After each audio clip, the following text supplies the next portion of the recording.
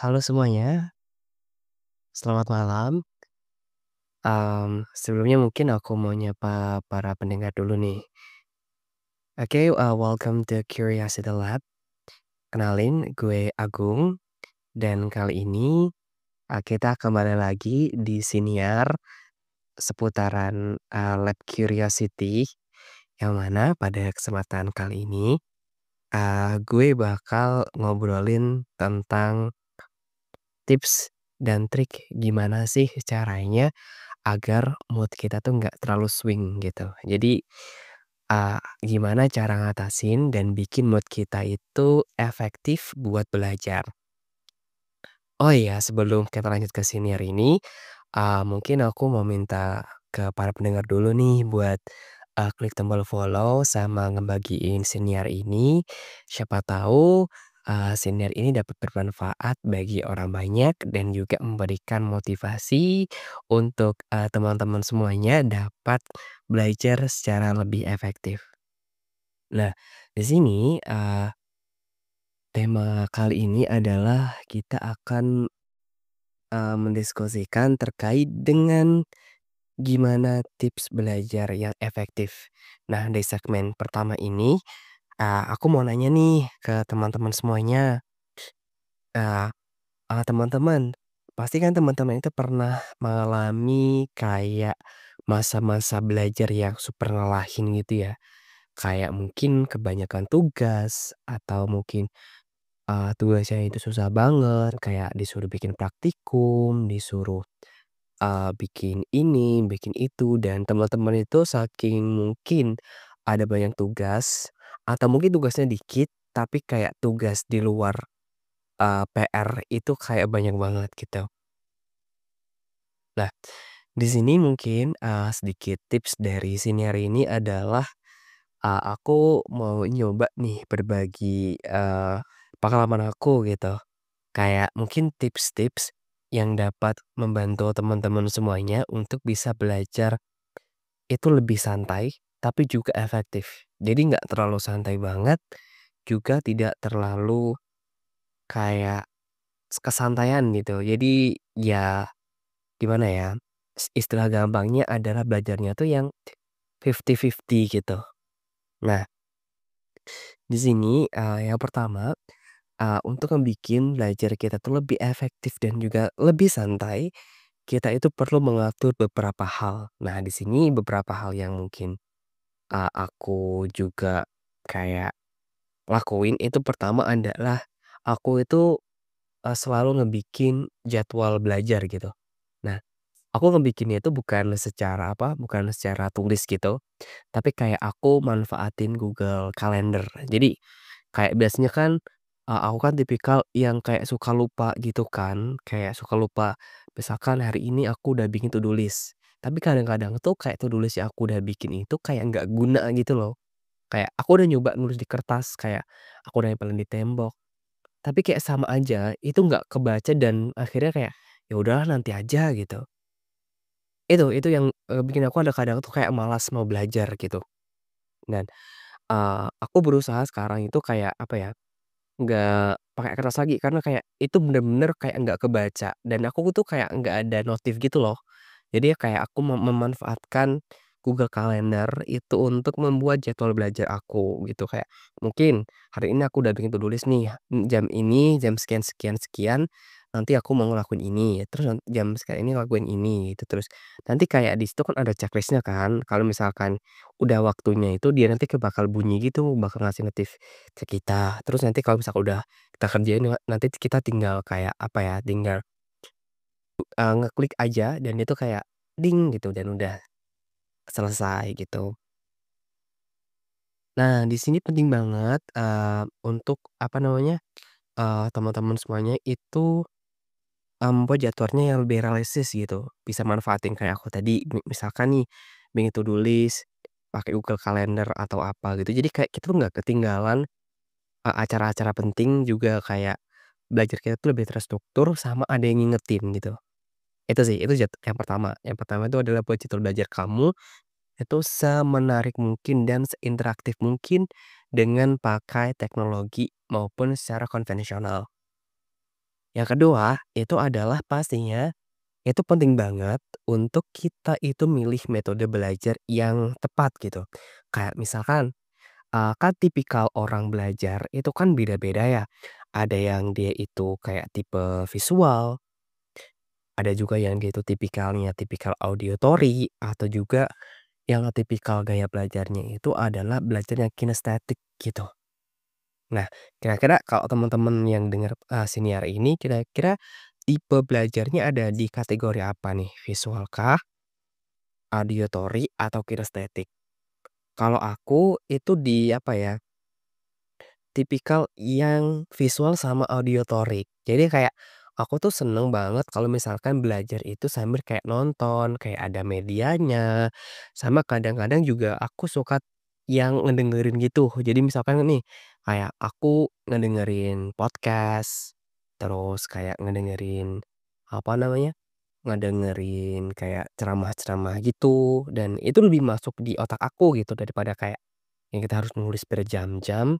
Dibaca gitu kan, itu kayak tipikal yang agak susah sih di aku untuk ingat, meskipun kalau misalkan kita sebenarnya udah sering baca, dan kita tuh gampangnya dari baca, itu kayak gimana, itu lebih bakal, di memori itu lebih ke bisa long term gitu, itu Kak menurut aku. Jadi penting banget di sini di apa, di tips nomor 2 ini adalah kita itu memilih metode yang sesuai dengan gaya belajar kita, gitu, itu penting banget. Soalnya kalau misalkan kayak kita gimana ya, kalau kita tuh kayak asal-asalan belajar, itu kayak nggak masuk loh di otak kita gitu, kayak kita udah belajar berjam-jam, kita udah kayak apa gitu, terus kayak kayak gimana ya, kayak belajarnya tuh kayak jadi males gitu loh. Jadi kayak itu penting banget buat kita itu juga, memilih metode belajar yang tepat. Nah yang ketiga, itu jangan lupakan istirahat. Jangan mentang-mentang kayak kita belajar terus-terusan, kayak nih misalkan nih, oke aku orangnya ambis nih, jadi aku harus belajar terus gitu tanpa istirahat, tanpa jeda. Itu malah nggak baik loh. Pokoknya belajar yang berlebihan itu juga nggak baik. Intinya, kan sesuatu yang berlebihan itu kan nggak baik kan. Jadi ya itu, ada jedanya, kita kasih jeda gitu. Jadi, otak kita tuh kayak perlu waktu juga buat istirahat gitu, nggak bisa nih kita paksain.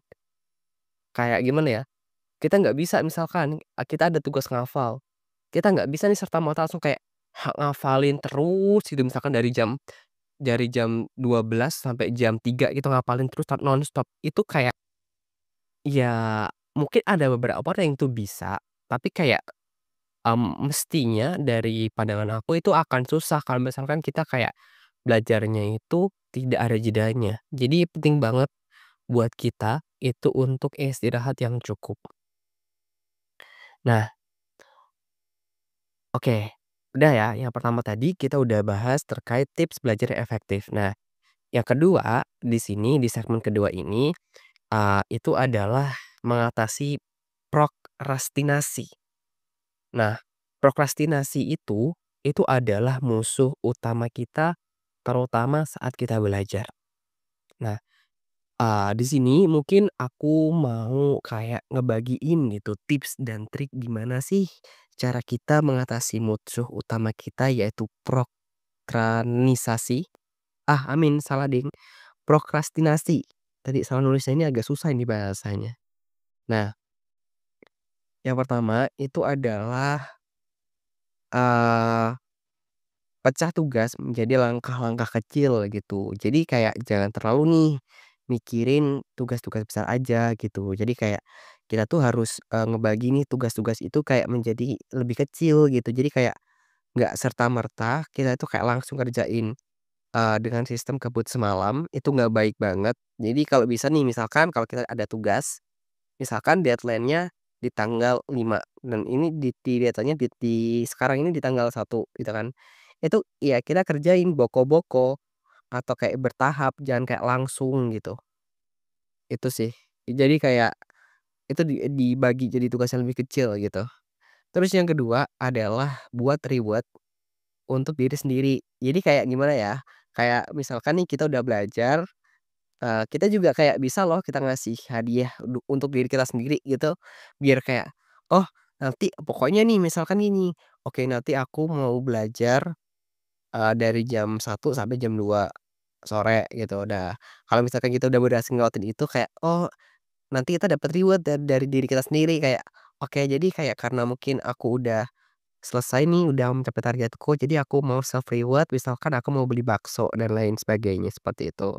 Yang ketiga, itu adalah penting banget buat kita itu ada temennya ketika belajar, ya kan? Kayak belajar sendiri itu sebenarnya agak gimana ya, kalau menurut aku tuh agak kurang enak aja, karena kayak, ya kita nggak ada teman buat saling bertukar pikiran gitu. Jadi kalau misalkan kita ada temen, itu kayak lebih enak aja buat belajar. Jadi kayak belajar bareng temen, itu tentunya akan lebih membuat kita bisa lebih termotivasi. Nah, selanjutnya adalah di segmen 3. Di segmen 3 ini adalah mindset belajar. Nah, mindset kita sangat mempengaruhi proses belajar loh. Nah, dan di sini aku akan berbagi beberapa tips untuk mengembangkan mindset yang tepat. Yang pertama itu pastinya ketika belajar, itu kayak yang pertama jangan takut gagal. Ya meskipun kalau misalkan kita gagal, itu kayak bikin kita kecewa, tapi gagal itu adalah bagian dari proses belajar loh. Jadi kayak, ya namanya belajar, misalkan nih kita belajar dan kita ikut kompetisi. Menang kalah itu tuh udah hal yang wajar gitu kan. Meskipun ya kalau kita kalah itu kan ya kayak bikin kita kecewa, tapi it's normal, itu nggak apa-apa, itu wajar banget. Setiap orang pasti punya jatah gagalnya masing-masing. Kalau misalkan kita gagal hari ini, semoga nanti di kedepannya kita bisa, sukses dan lebih baik dari hari ini, gitu. Yang kedua adalah fokus pada prosesnya, bukan cuman hasilnya aja.